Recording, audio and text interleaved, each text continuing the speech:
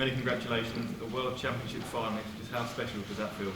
Really special. It's something that I never really dreamed it would happen so early on in my career. I still feel new to the game, so in 6 years, to be in that world final was a massive feeling for me. I've worked incredibly hard over the last couple of years to put myself in these positions to go on and do it. After the way the tournament started for me, I'm really pleased. You have 103 against Dave yesterday. Tonight, that's one of the best we've ever seen on the Ali Pali stage. Do you feel like you're hitting top form now at the perfect time? I think that's probably one of the best ones I've played ever on the stage. So, I hope it ain't one game too early, but obviously I needed to put in a statement performance because, Luke was fantastic tonight, and if I put in an edgy performance, everyone would have probably thought it was a one-sided final. Where now I've allowed that for everyone to dream that it's going to be one of the best finals. So, really pleased with that. I think every aspect of my game was as I wanted it to be. As soon as I walked in here this afternoon, the way I went on the practice board to where I went on the stage, just everything felt great. It's also confirmed your position as the new world number one.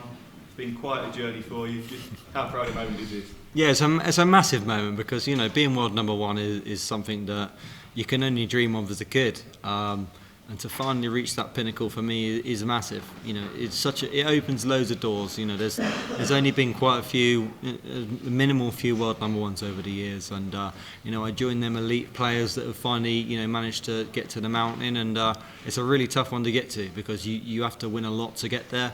For me to get there, it is incredible. But I think I said it yesterday.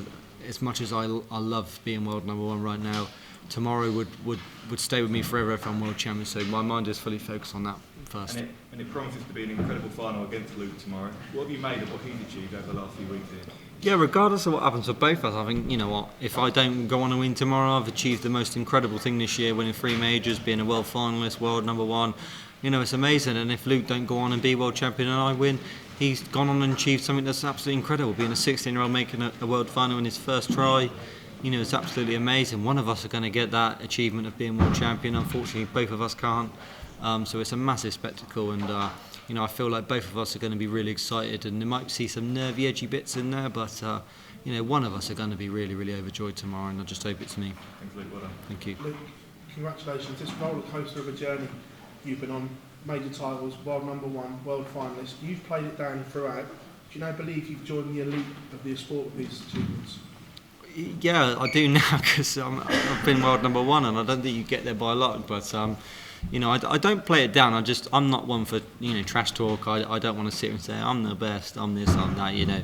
I just rather let my darts do the talk and let them go and let people say what they want to say. I'm just really privileged to be sat in the position I am as a professional dart player. I really enjoy the job. I love what I do. I love going around the world playing like I have done this year, and just the way the last 3 months have gone have been a dream, and it's something that you don't want to end. And one more game for me is all I want to do now. Just one more great game. Go on and win that world title, and it kind of is an achievement accomplished in my career. You touched on making a statement there. Did you feel extra pressure going up there then because of what Luke Littler had produced beforehand? No, not really. I didn't feel extra pressure. I just, the way he played, it was, important for me to go out there and make it, everyone to believe it's going to be a closer game than everyone thought. I didn't want an edgy game. I didn't want to go up there and, scrape through. I wanted to play my best. And like I said, beforehand, in the practice room, it felt amazing. I felt really good. And, I showed it on the stage. So, 24 hours tomorrow, hopefully I'm doing the same. Remember you spoke about the pressure you felt in your first major final. Do you think that he'll feel the pressure tomorrow being his first major final and the biggest one of all? Well, you'd think so, but you would think that, but I don't think he is, because the way he handled himself tonight, I don't think there's any nerves coming from him. The way I played tonight, I don't think any nerves coming from me. I just think in them really close, edgy moments, no one knows what's going to happen. One of us tomorrow, our lives will change forever. So there's a lot on the line, and I feel like when you're in them moments where you want one dart, a double to take the set, and you take it or you miss it, that they're career-defining moments. So who knows what will happen. Luke, congratulations. Thank you.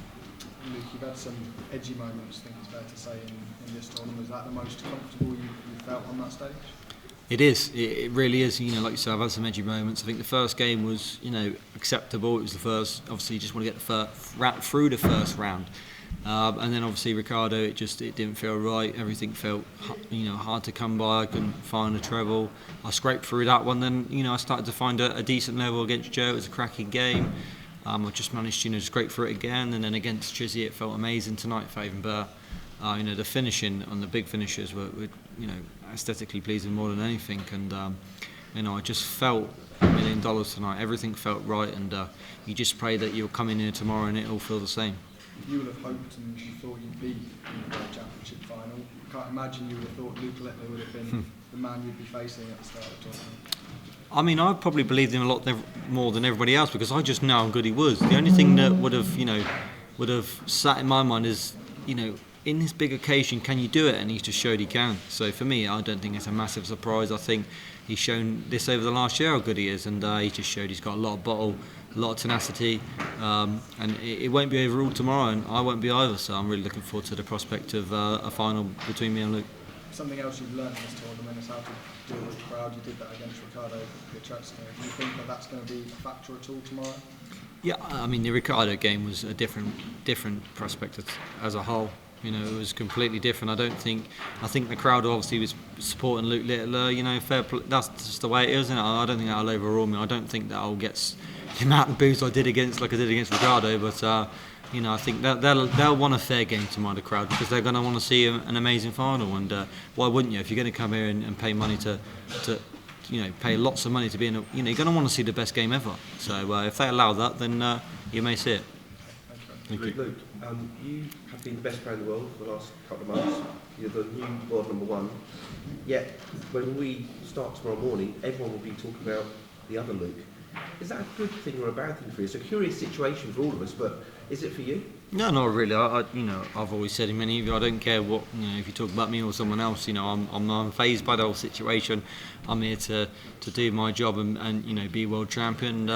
I let the media talk about it they want to. It really does not bother me. I'm just that guy that just wants to come here and win. So if you're talking about me or talking about the other Luke, then it really won't bother me.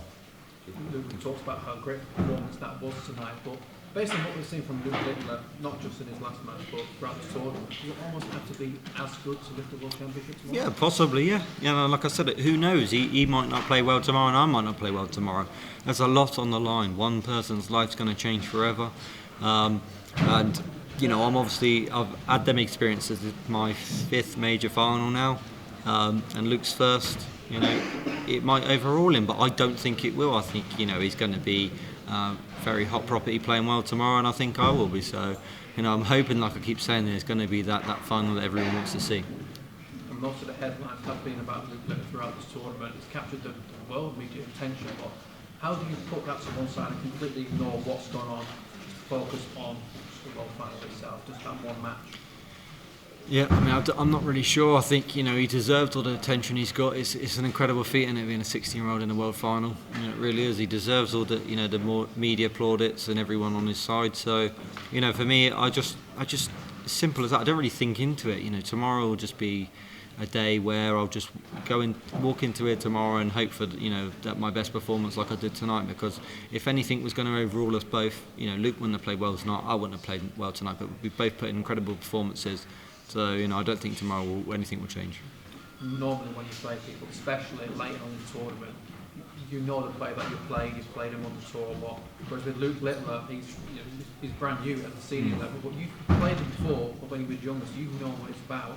Do you think that will give you a slight advantage maybe at those who faced him early in this tournament? Yeah, I mean, possibly. I mean, first time I played him, I think he was 12, and he was scarily good then. I think he took out. He missed a 1-6. He was in a low competition, and he missed a 1-6-4 to go to tour. I think I took out 64-3. See, that says a lot. Then I remember what happened, and I remember knowing when you're a 12-year-old playing that well, there is some talent there. But like Gary Emerson said, a lot of people have come and gone, and he showed that he's the real deal. And regardless of what happens tomorrow, he's got a massive, bright future. And hopefully I win tomorrow, and then he can go on and win loads afterwards.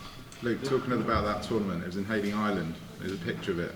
And you look at that picture of you two, you've both come a long way. Asleep. You're asleep, yeah. You've come a long way, haven't you? When you think about that journey over the past 4 years, how proud are you? How far you've come? Yeah, really proud. You know, it's been a long journey, especially the last 3 to 4 years after COVID. I lost a lot of weight from that picture, and worked hard on the aspects of, you know, becoming the best version of me, and it's allowed me to get myself to world number 1. So yeah, I've worked incredibly hard, and really pleased that from that picture to 4 years later, you know, I've become 3-time major champion, world finalist, world number 1. You know, a lot's changed for me.